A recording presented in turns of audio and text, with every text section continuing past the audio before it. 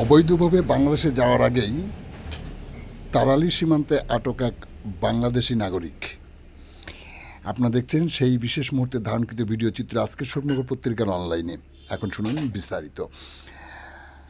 দাউদ সর্দার নামে সাতক্ষীরা জেলার এক বাসিন্দা অবৈধভাবে মহারাষ্ট্রে দীর্ঘদিন বসবাস করার পর গতকাল রাত্রে বাংলাদেশে ফেরার পথে তাড়ালি সীমান্ত এলাকায় 143 নম্বর ব্যাটালিয়নের বিএসএফের জওয়ানরা তাকে আটক করে।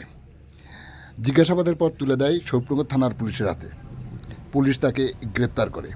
আজ দুপুরে তাকে গ্রেপ্তার করে বসিরহাট মহকুমা আদালতে পাঠায় স্বরূপনগর থানার পুলিশ। পুলিশ সূত্রে জানা যায় তার নাম দাউদ সর্দার, বাড়ি বাংলাদেশের সাতক্ষীরা জেলায়। সে দীর্ঘদিন যাবৎ মহারাষ্ট্রে বসবাস করত। পুলিশ তাকে গ্রেপ্তার করে বসিরহাট মহকুমা আদালতে পাঠায় আজ দুপুরে।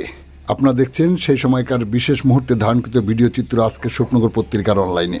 আমাদের সাথে থাকুন, দেখতে থাকুন।